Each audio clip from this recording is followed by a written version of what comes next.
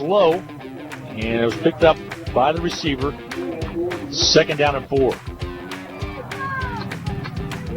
We were talking earlier today, Glenn, and you said this is a Newton team on a 2-game win streak where they scored 42 points in each game. Yep. They're a team on a mission.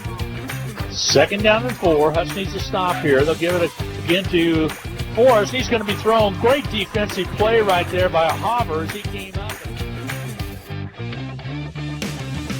Maybe 6 for McEwen, so 2nd down and 4. He caught them all on his own. That was vintage Alec McEwen making something out of nothing. Really is. I have been very impressed with how his yards after the first contact for him all season long. Here's a get to Barlow. He'll bounce outside and across the 30, has the 1st down and more up to about the 33-yard line. Barlow on that belly series around that right side.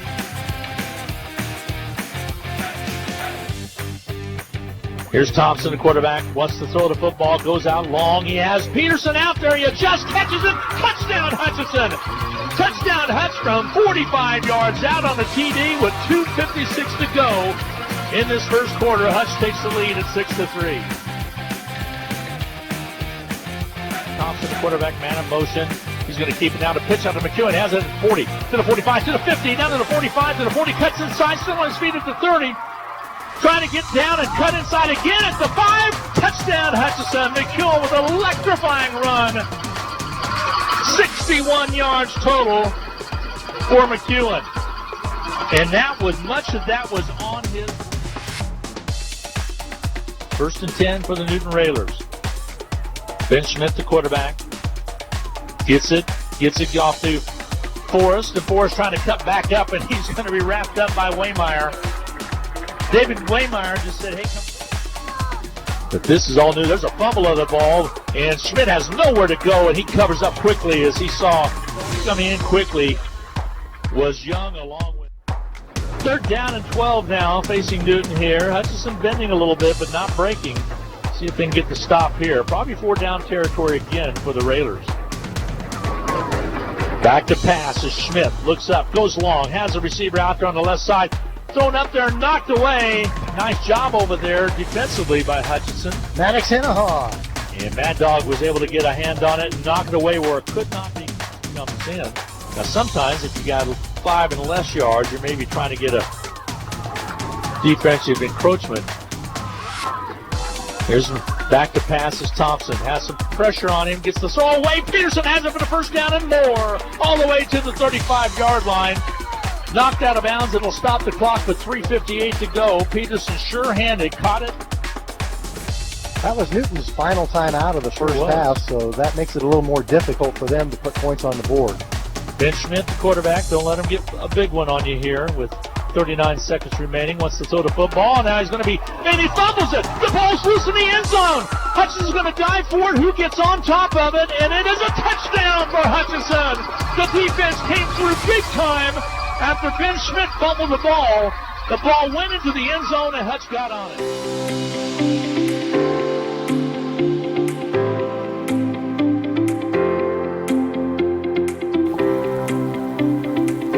So Hutchinson now will try to defend against a 2nd down and 3 from the 43-yard line. Newton zone 43. They'll peel off, want to throw it. Ben Schmidt goes airborne.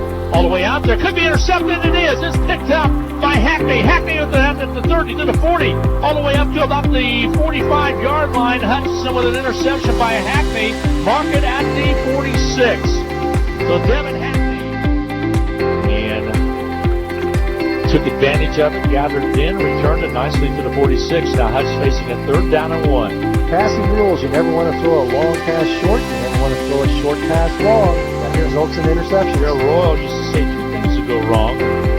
3 things can happen. There's a keeper by Thompson. Has some room to the 30, under the 25, to the 24-yard line of Newton. And Hutchinson moves the chains with 6:35 to go. 2nd down and 8. The official measurement right there. You know, even though Miles Thompson is left-handed, watching him all season, I think he's more comfortable running option to his right. Here's Here's a keeper to the right side of McEwen. Has some room. 20, 15, 10. Cuts inside. He's at the 5. He's down to the 4-yard line. First and goal, Hutchison at the Newton. Now we're going to mark it officially at the 5. Across the initial line of scrimmage right there. Cut it back upfield. Took it all the way down to the 5. And now Hutchison breaks huddle as Thompson comes in from the sideline with the play. McEwen slid out, set in the slot on the left. Fullback is Barlow. Straight away running. Barlow touchdown easily from 5 yards out. Hutch on the board again to extend that lead to 27-20. So second down and goal from the 6-yard line now for the Railers. Ben Schmidt, the quarterback, has Forrest on his right hip. Taps the ball, keeps it himself around the right side, and going to be dropped right at the 8-yard line, excuse me.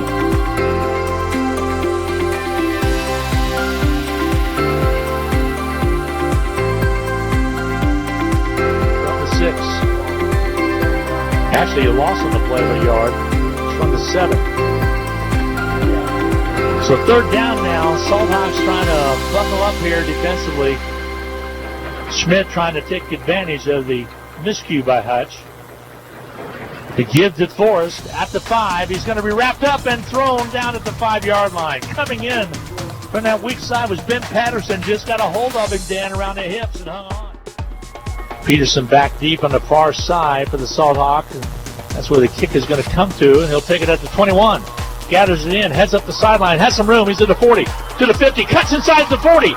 Down to the 30-yard line. It's going to be 6 as he takes it to the house. A big return by Creighton Peterson with 46 seconds left to go in the third period of play. What a return for 6 by Peterson. The pitch on the outside for Hutchison trying to turn the corner is McEwen. He's got some room at the 30 to the 35 to the 40. Still backpedaling up 5-yard up to the 47 before he's finally dropped. What a run by McEwen. 27 yards. Bulldog defense. You know, it's a defense that has given up yards, given up first downs, but time and time again, en route to this 7-1 season, that defense has found ways to get critical stops. You go back to that Garden City game, so big. Then you turn right around, you had a May South game that was also big. Give to Forrest on the right side, and he gets a couple yards. Loose football. Hudson, I believe, has got on it. And the Salthawks had came out with a fumble with 6:30 to go. Second down and 1. And defense called upon to do it again. Clock at the 6-minute mark. Got to get a stop. Can't get the big opener. Can't get the quick score either. There's a fumble. Tackled in the backfield all the way back to the 30-yard line. Hutchinson took advantage of that one. David Waymeyer. Oh, my. Waymeyer put the excellent advantage. Third down and 10 now. Ball on the Newton 47. Clock at the 4:52 mark. Stop with the incomplete pass. They'll hand it off. Here's Forrest trying to get outside. He's going to be wrapped and thrown out of bounds at the 50-yard line. Who else? Jack Hopper. Picks up only 3 yards on the carry. Fourth down and 7. No choice. Here we go. Fourth down and 3. Clock stop with 1:38 to go. Hutchinson football.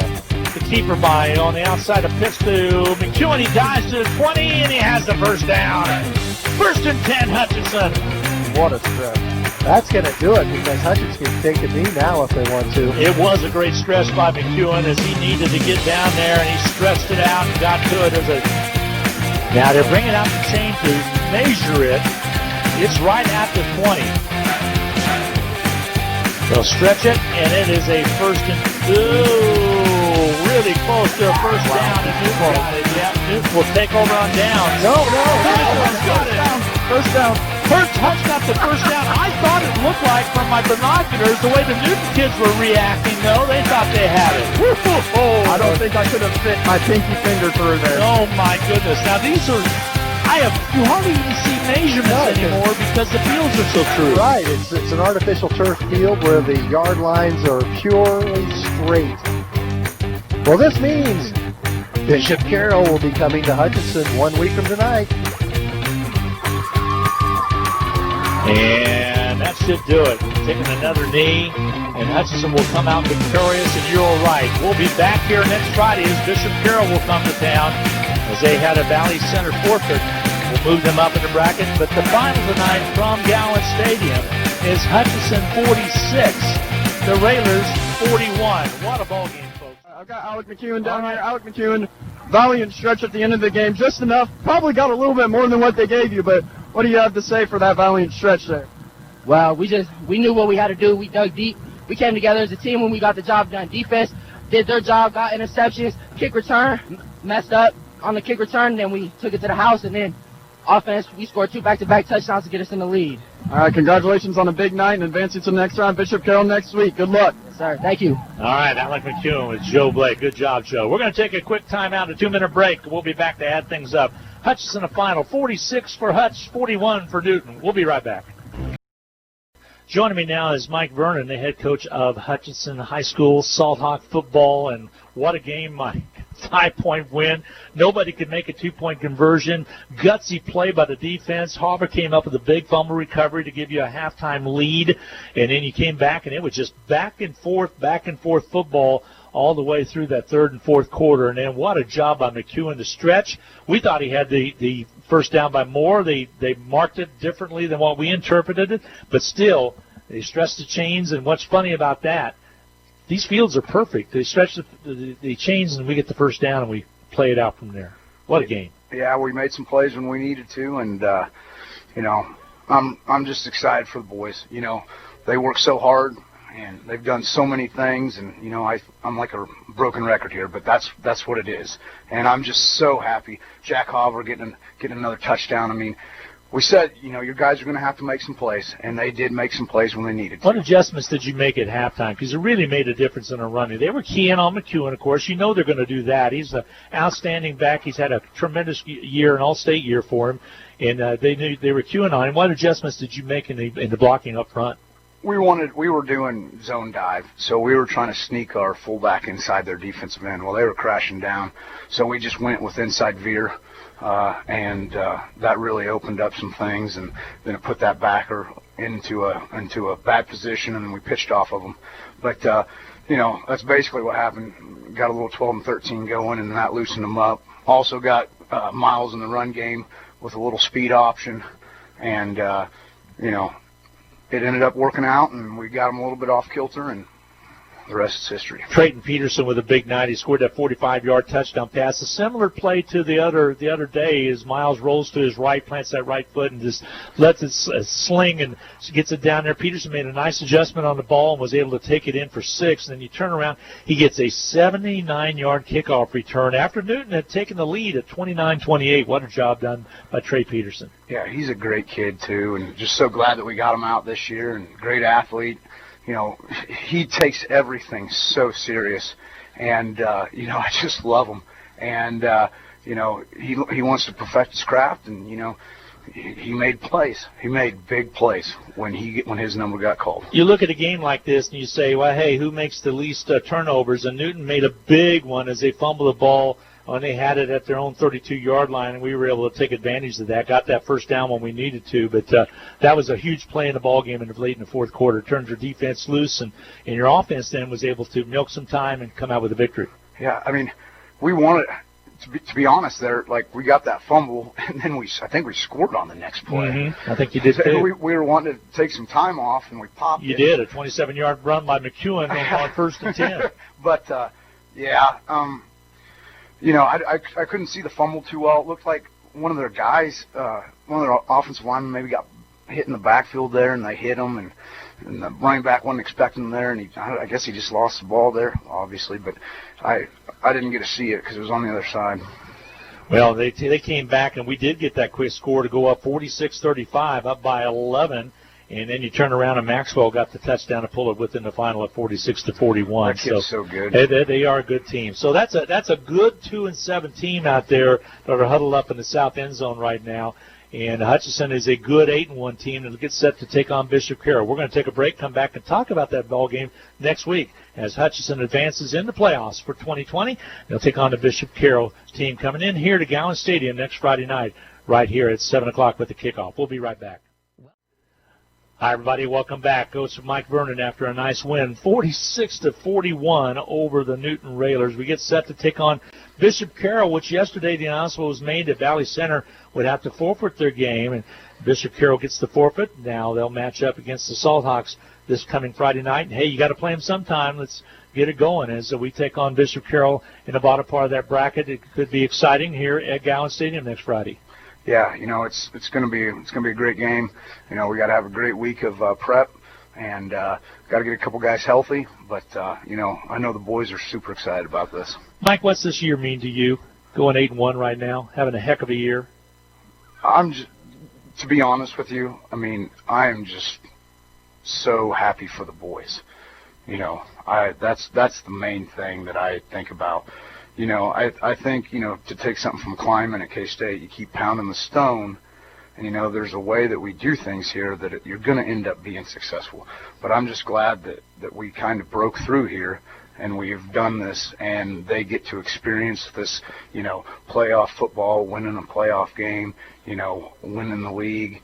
It's just a great feeling for the kids, and they've just done so much, and they've sacrificed so much, and I'm just glad that they get this. These kids were 8th graders, 7th graders, 6th graders, and 5th graders before they saw the success that those guys that they used to come here and watch play, and then now they're experiencing it the same way. That has to be really satisfying for you, especially your seniors and juniors out there. Oh, there's no doubt. And, all of them, they grew up on Salt Hawk football, so, they want to be part of the lure. Well, and also some freshmen contributed in a big way. Hernandez with a big return up to the 50 tonight as well. So, Coach, we're going to let you go. We'll talk to you next week. We'll meet for lunch again as usual, and we'll get set for Salt Hawk football coming your way next Friday night again as the playoffs as we continue our march to the playoffs. Thanks for having me. You betcha.